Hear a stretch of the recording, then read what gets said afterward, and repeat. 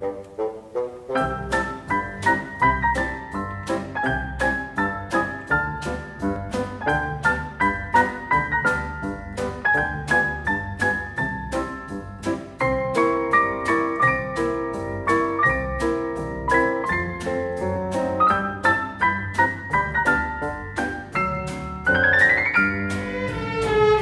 émissions de l'Italien direct, animées par Michele Canonica avec Paolo Romani et Philippe Vanini, sont nées en 1997 grâce à l'aide déterminante du Consulat général d'Italie à Paris et au partenariat très réussi avec Aligre FM. C'est l'association L'Italien direct qui assure la production de ces émissions destinées à 3 publics bien différents, c'est-à-dire aux Italiens vivant en France, aux Français d'origine italienne et aux Français intéressés aux problématiques italiennes indépendamment de leur origine. Donc, des émissions ayant pour but de fournir une information complète sur l'Italie et sur les activités italiennes en France. Culture, économie, sport, gastronomie, tourisme, musique, réalité régionale, etc., etc. On a couvert, tout au long de ces années, un peu tous les secteurs de la présence italienne en France. Et là, on va vous proposer des extraits d'interviews que nous considérons comme particulièrement significatives.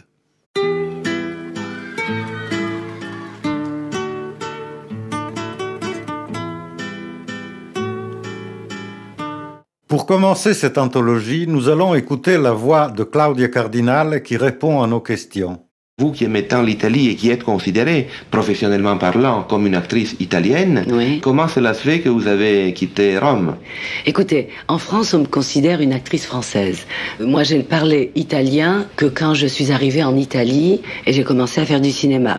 Encore Claudia Cardinale qui réagit à une allusion un peu perfide à son âge et, comme vous allez entendre, elle s'en tire très très bien. Vous savez bien que pour les actrices, souvent, le cap des 40 ans constitue un moment de crise dramatique, surtout pour des actrices aussi belles que vous-même. Donc, vous avez dépassé ce cap brillamment grâce à votre professionnalisme, à votre engagement, à votre antidivisme, pour ainsi dire. Absolument, parce que je suis très consciente. Je suis très réelle, je suis dans la réalité, je ne suis pas dans le rêve. Le cinéma, c'est le rêve, mais la réalité, c'est autre chose. C'est-à-dire pour vous, c'est un véritable métier. Voilà, tout à fait. L'ambassadeur d'Italie en France, Giovanni Caracciolo di Vietri, se penche sur les relations économiques entre les deux pays. L'Italie est, je le crois, le deuxième partenaire commercial économique de la France après l'Allemagne. Ce qui est parfois ignoré quand on regarde à mon pays avec quelques stéréotypes dans l'esprit, c'est que cette coopération s'étend à des secteurs industriels et technologiques très sophistiqués. C'est une collaboration que la coopération entre les deux gouvernements actuels ont renforcée dans tous les secteurs les plus importants, en dépassant quelques crises du passé, telles celle de l'électricité, et en envisageant des plans de collaboration dans des secteurs vitaux pour les deux pays, comme le nucléaire, l'électrique, le gaz, l'énergie. Tout ceci dans un cadre européen où nos deux pays travaillent la main dans la main. Dario Fo, auteur dramatique, acteur, prix Nobel de littérature, fait l'éloge de la culture populaire incarnée par la chanteuse sicilienne Rosa Ballistreri. Non conosceva la musica, ma era come se l'avesse sempre studiata e non sbagliava una battuta, era intonata sempre, veramente qualcosa di eccezionale, non comune. Perché? Perché aveva un'origine popolare profonda. Marcel Padovani, correspondant à Rome de l'hebdomadaire Le Nouvel Observateur, répond à une question de Carole Cavallera. Sur le plateau, un des invités, voyant le titre de votre éditorial, Le miracle italien, m'a dit « ex miracolo, ex ». Ça, c'est typiquement italien. Nous, on a essayé justement de ne pas être conjoncturel, de ne pas s'intéresser aux déboires, aux problèmes, aux soucis aussi aux gaffes, aux choses de ce genre contemporaines. On a essayé de réfléchir sur ce qui faisait que ce pays s'en tire toujours. Non seulement il s'en tire toujours, mais il est capable d'inventer, il trouve des solutions et il est d'une certaine façon devenu un pays laboratoire pour toute l'Europe. C'est ça qui nous intéressait. Alors le miracle italien, il n'est pas le miracle italien, c'est le fait que toujours ce pays finit par rebondir. Umberto Eco, l'un des intellectuels italiens les plus connus à travers le monde, développe un paradoxe. J'ai commencé très tôt, je crois, à faire des listes. Je me souviens que lorsque mon fils avait 1 an, je m'étais posé le problème fondamental s'il faut donner après aux enfants des fusils, des revolvers, parce qu'il y avait l'après-guerre, la peur que ce n'était pas éducatif. Et j'étais de l'opinion, même sur l'expérience de ma vie, qu'il faut que les enfants aient des armes en grande quantité pour pouvoir devenir pacifistes. Lorsqu'ils sont adultes, moi, dans l'armée, j'ai perdu mon fusil. Ce qui est très rare, puisque j'étais devenu très puissant dans la caserne, parce que j'avais un Olivetti Letter 22, donc une machine à écrire bien supérieure au Remington. J'étais tellement puissant que j'ai pris tout la pègre du régiment, le voleur, etc., qui était en prison, et j'ai dit, je veux un nouveau fusil pour après-demain. Il est arrivé, et je suis allé en congé tranquillement. Donc je pensais qu'il fallait donner aux enfants beaucoup d'arcs, de lances, de piques, de kalachnikov. J'ai fait une liste d'armes qui a continué pendant 3 pages, tirées de tous les romans d'aventure que j'avais lus dans ma jeunesse, et que vous pourrez trouver d'ailleurs dans Lettres à mon fils, dans le volume Pastiche et Postiche, traduit aussi en français.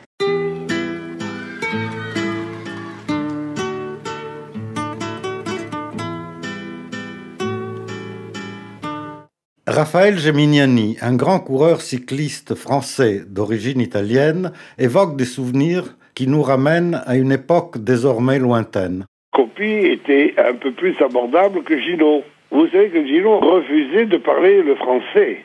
Il était un peu caractériel, je crois. Ah oui, oh là là. Il disait aux journalistes, messieurs, je suis un Italien, parlez-moi en italien. Et même, non seulement italien, mais toscan. C'était un buveur de vin remarquable. Et alors, Bartali était très secret, très catholique. D'ailleurs, il était l'ami du pape. Mais le véritable ami, l'ami le plus cher de Raphaël Gemignani, ce n'était pas Gino Bartali, c'était Fausto Coppi. En 1953, j'étais le premier à prendre, parce qu'il y avait une course qui se faisait à Cannes, et je vois arriver Coppi tiré à 4 épingles, ce qui n'était pas son habitude. Attention, habitude, toujours élégant. Mais là, chemise blanche, une belle cravate bleue, un costume gris, mais je vous tue en photo. Et il me prend le bras, Raphaël, je suis amoureux. Mais je lui dis, quoi, qu'est-ce qui se passe? Parce que la brunette, elle était impossible. Elle lui a rendu la vie impossible. Elle est devenue quasiment diabolique. Elle exigeait de Fausto qu'il porte un casque. Il avait des coudières et elle voulait qu'il arrête de courir. Donc, rien d'étonnant qu'une femme ait pu détourner de son couple. J'imagine, il n'avait pas une vie amoureuse intense. Et avec la Dame Blanche, il a découvert, effectivement, l'amour dans sa totalité, dans sa splendeur. Parmi les points forts de l'image internationale de l'Italie, il y a bien sûr la gastronomie. Mais son atterrissage en France n'a pas toujours été facile. Écoutons un grand chef, Massimo Mori. La cuisine italienne dans un pays comme la France, il faut savoir qu'elle est venue, Dieu merci, grâce à l'immigration. C'est-à-dire que c'est un marché qui a été entamé par le bas. Et vous savez, comme toutes les choses que vous prenez par le bas, c'est très difficile à remonter. Donc, ça a commencé par le haut quand même, avec les Médicis. Tout à fait. Alors là, c'est encore tout un autre discours. Mais vous savez, la chose n'a pas eu de suite. On arrive aux Médicis et puis on s'arrête là. Antonio Tabucchi, un écrivain italien qui est peut-être plus connu encore en France qu'en Italie, nous livre quelques réflexions sur le temps.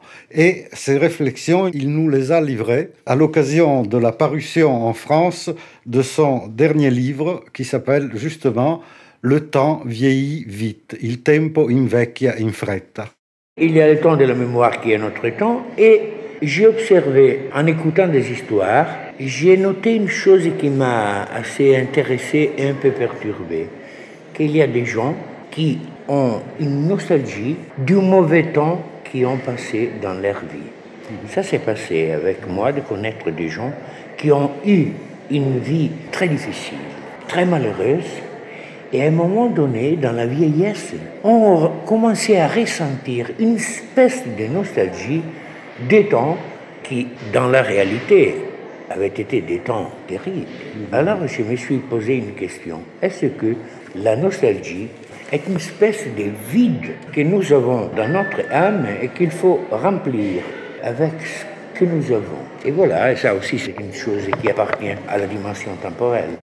Valerio Adami, un artiste peintre italien qui vit depuis très longtemps à Paris, nous expose sa théorie, une théorie très personnelle et très originale sur l'origine des frontières. Les frontières sont nées au moment dans lequel on a créé des cartes géographiques. Et toutes les nations sont nées à ce moment, comme si la géographie avait précédé l'idée de la nation. Et la géographie comme image géographique, enfin, de la Terre.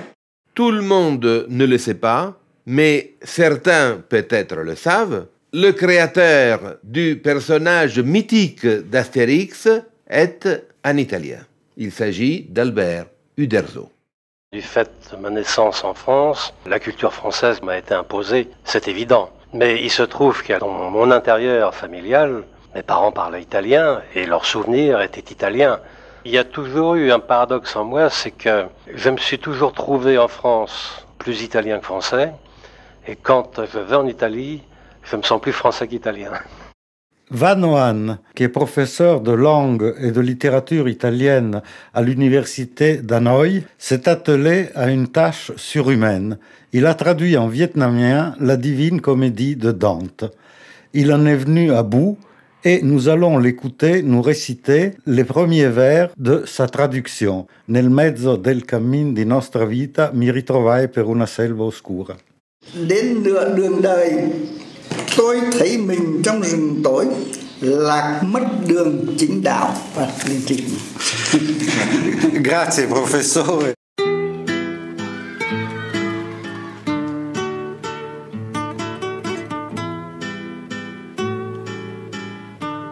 Rossana Rummo, la directrice de l'Institut culturel italien de Paris, est une napolitaine DOC, dénomination d'origine contrôlée. Et c'est justement sur Naples et sur sa région qu'elle répond à nos questions. La Campanie est la région de Rossana Rummo. Alors comment expliquer à notre public que cette région présente des contradictions aussi fortes, c'est-à-dire d'un côté non seulement la beauté, non seulement les trésors artistiques et culturels, mais aussi la politesse des gens. Vous rencontrez en Campanie et à Naples en particulier des gens d'une gentillesse, d'une courtoisie qui est difficile à trouver ailleurs.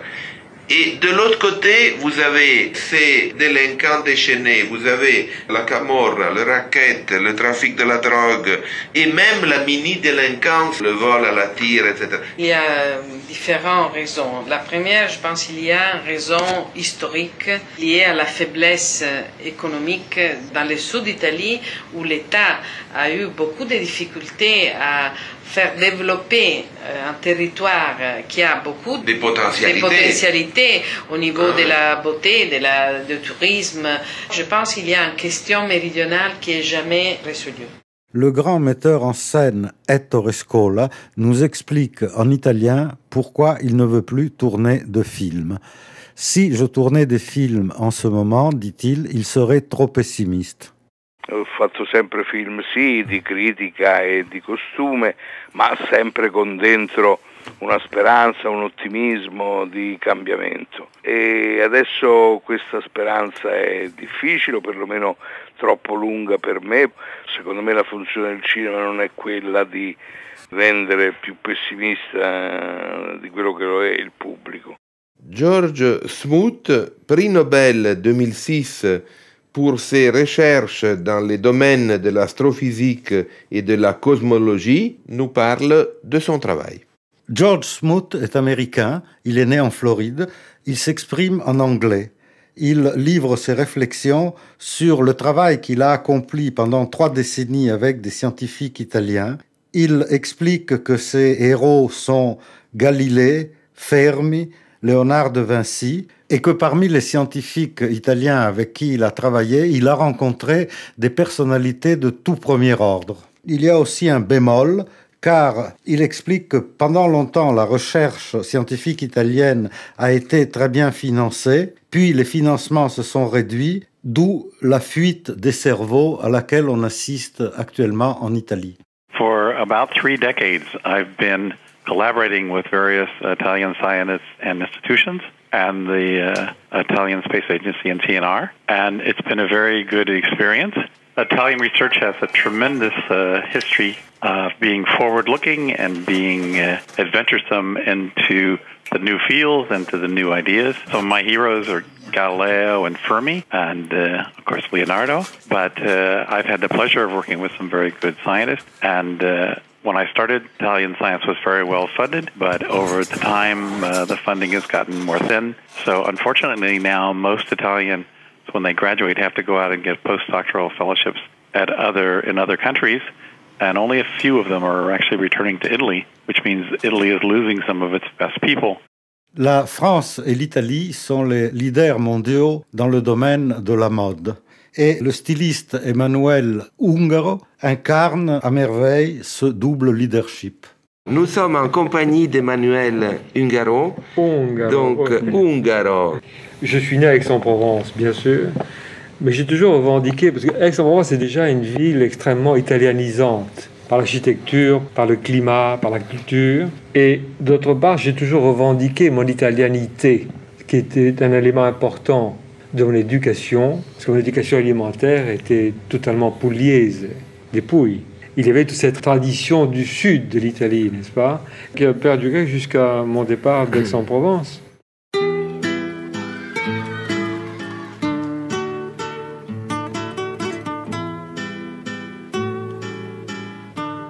Mario Monicelli est l'un des plus grands metteurs en scène de l'histoire du cinéma italien. On lui doit des films comme La Grande Guerre, I soliti ignoti, traduit en français comme Le Pigeon, et des dizaines d'autres films dont la liste serait trop longue à faire. Mario Monicelli, qui s'exprime en italien, nous parle du cinéma français qu'il connaît bien, en expliquant que ce cinéma est l'enfant d'une littérature extraordinaire, à laquelle il a emprunté énormément d'éléments, d'idées et de situations. Sans la littérature française, peut-être il n'y aurait jamais eu un cinéma français de cette importance et de ce niveau. La Francia ha ispirato il suo cinema, la letteratura francese, il cinema francese. Che influenza hanno avuto sul Moltissimo, come nella maniera di raccontare, come raccontavano i francesi e i russi anche, grandi narratori anche i russi. Mi sono abbeverato di scrittori russi e francesi e di cinema anche. Anche il cinema francese raccontava negli anni 30 Duvivier, Renoir, Fedé, Carnet, raccontavano in maniera straordinaria, ma perché erano figli di una letteratura straordinaria. François Cavanna, journaliste, écrivain, fondateur de Charlie Hebdo, humoriste de notoriété internationale, auteur de L'Hérital, est un très illustre représentant de l'immigration italienne arrivée en France dans l'avant-guerre. On avait pour caractéristique commune d'être des enfants de pauvres. Donc le père travaillait toute la journée sur le chantier et les mères faisaient des lessives. Il n'y avait pas de machine à laver à l'époque. Et les gens un peu à l'aise faisaient laver le linge par une laveuse qui venait à domicile. Et donc les parents travaillaient toute la journée et que faire des gosses, on les mettait à l'école, à la crèche puis à la maternelle.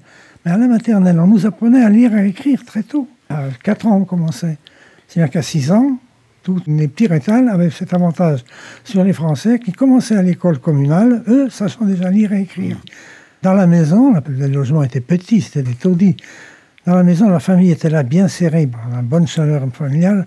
C'était tout naturel de parler le dialecte. Et puis dehors, dehors c'était la France. On allait parler français, automatiquement. Cavanna nous parle notamment de sa région italienne d'origine, dont les ressortissants se concentraient dans l'Est parisien.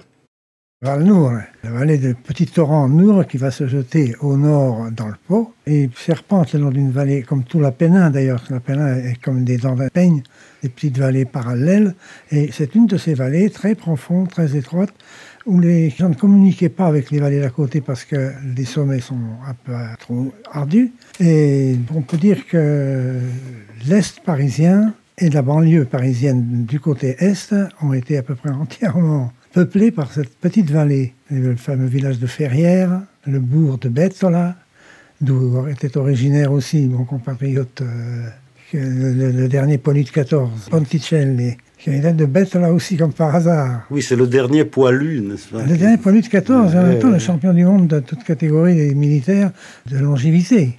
Il avait 110 ans. Oui, oui. Mon père était de là et la plupart, presque la totalité des Italiens de souche de l'Est parisien viennent de là, de cette toute petite vallée. Il y en a un peu aussi de la vallée de Parme, mais la majorité c'est de nous. Claudio Magris, germaniste, grand spécialiste de la Mitteleuropa, est l'un des écrivains italiens les plus connus à travers le monde. Quand on écrit un livre, j'ai toujours besoin d'un poussé important, une expérience personnelle ou un problème, et d'une petite occasion qui fait comme des sages-femmes, qui poussent l'histoire à venir à la surface. J'avais fait l'expérience du seuil, disons, parce que pendant plusieurs années, j'ai fréquenté une maison de repos pour visiter une très âgée femme qui est morte il y a 2 ans, plus que centenaire. Et là, cette maison de repos est située au centre de Trieste, tout près du café où j'écris, de la brasserie où je rencontre mes amis. Le café San Marco, que vous avez évoqué dans plusieurs interviews. San Marco. Et chaque fois, quand j'entrais, je faisais les petits pas pour dépasser le seuil. J'entrais dans une dimension complètement différente. Le temps s'écoulait avec une vitesse totalement différente. Il y avait d'autres hiérarchies, amour, rancune. Et je demandais chaque fois, où est-ce que je comprends mieux la vie? En faisant des petits pas pour entrer ou pour sortir? Corrado Augias est l'un des journalistes italiens dont les œuvres sont traduites dans les principales langues étrangères. Il est notamment l'auteur d'une série de livres sur les côtés cachés des grandes capitales du monde.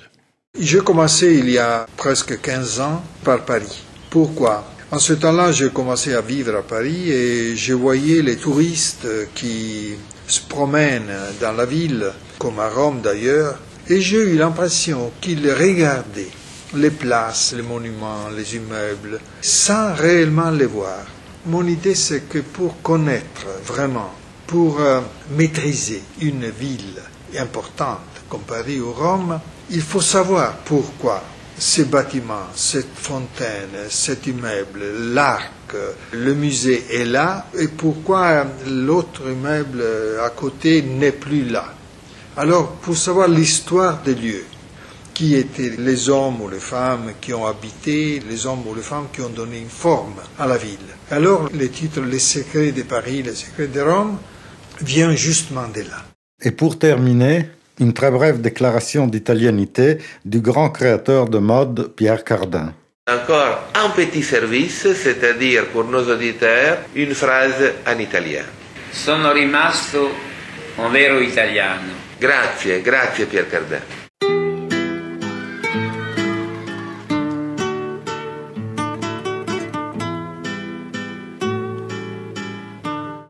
Voilà, on vous a proposé les voix de 20 grandes personnalités, mais il faut savoir que, au fil du temps, nous avons présenté à nos auditeurs environ 1500 invités, parmi lesquels il y avait plusieurs célébrités, mais aussi beaucoup de simples citoyens en mesure de fournir des témoignages intéressants. Nous les avons tous écoutés avec autant d'intérêt.